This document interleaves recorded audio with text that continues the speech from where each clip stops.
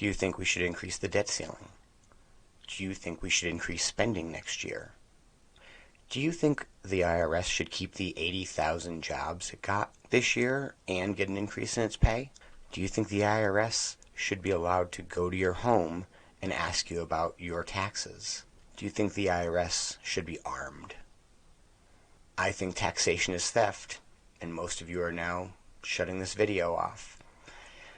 Regardless of where you stand on taxes in the IRS, if we're being adults and we know we don't have the money to afford all of our bills and none of us want to be taxed more, it really seems like it's a good idea to reduce their budget, not give them guns, which would also save us money since they'd have to be purchased.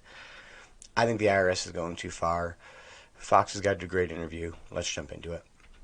Hello, I want to get your take on the IRS story because if you look at government employees, they're not known to be the hardest workers. And to think that they were in on Christmas Eve and on a Saturday thinking that they have to go after Matt Taibbi, this does not seem like a coincidence, does it?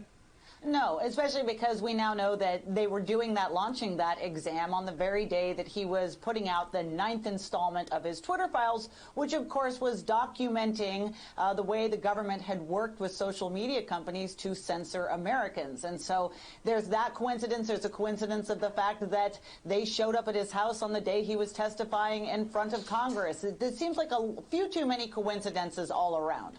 No one believes it's a coincidence, right, Kim? What have you been able to find out about this investigation? You know, the Pledge of Allegiance ends with liberty and justice for all, and that's just not true by any stretch of the imagination. So here's a really creepy thing about this, Dagan, is we also found out from Jordan's letter this week that not only did they open that exam into Taibbi, but that an agent then went and did very extensive digging into Taibbi's life before showing up for that unannounced visit. Looking up, for instance, whether or not he had a concealed carry permit for firearms, whether he'd ever had hunting or fishing licenses, and various other things about his life. They even had a copy of his Wikipedia file in this particular case document on him. And that's the thing that really worries me is that, you know, even if you want to be generous and suggest that Taibbi was not targeted here, everyone should be alarmed that the IRS is engaging in these kind of activities. What on earth does the IRS have to do with finding out whether or not you have a carry permit for your firearm? And, you know, since when is it standard operating procedure to simply show up at people's houses when they're not accused of any criminal wrongdoing? And not only that, the IRS owed Taibbi money. He didn't owe the IRS any money, which is fascinating that they dig so deeply into his history. But the IRS also has some answering to do for the whistleblower who now says the agency is mishandling the Hunter Biden investigation. He's now revealed himself. Listen to what he said. There was multiple steps that were slow walked at the direction of the Department of Justice. Each and every time it seemed to always benefit the subject. I took an oath of office, and when I saw the egregiousness of some of these things, it no longer became a choice for me. It's not something that I want to do. It's something that I feel like I have to do.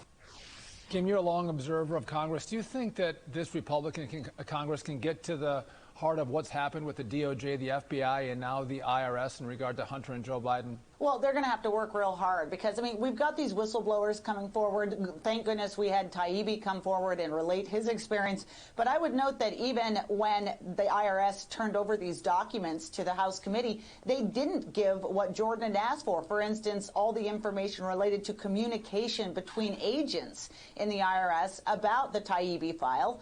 We now know the IRS and the DOJ has removed that whistleblower from this case. And is still not handing over information about that.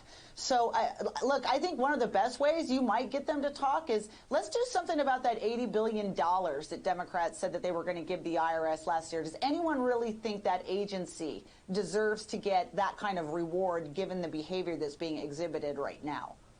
Well said. Always well said. Did you think it was a coincidence? Do you think the IRS should be keeping personal data on you?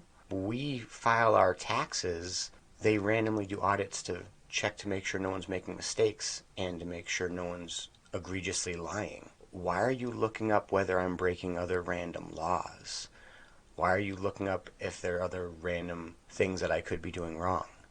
Why is the federal government paying for this activity?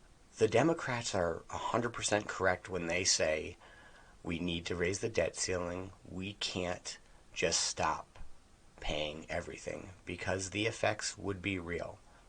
That is true. Being part of a global system of different regulations means that certain actions will force other reactions. It's not if, it's when. I fall into the group of people that believe that it is going to be far worse if we don't do it sooner rather than later. Setting that aside, when McCarthy is saying we are not going to increase any budgets and we're not going to raise taxes, do you not realize that the IRS is a budget that we pay for? It's not just social services.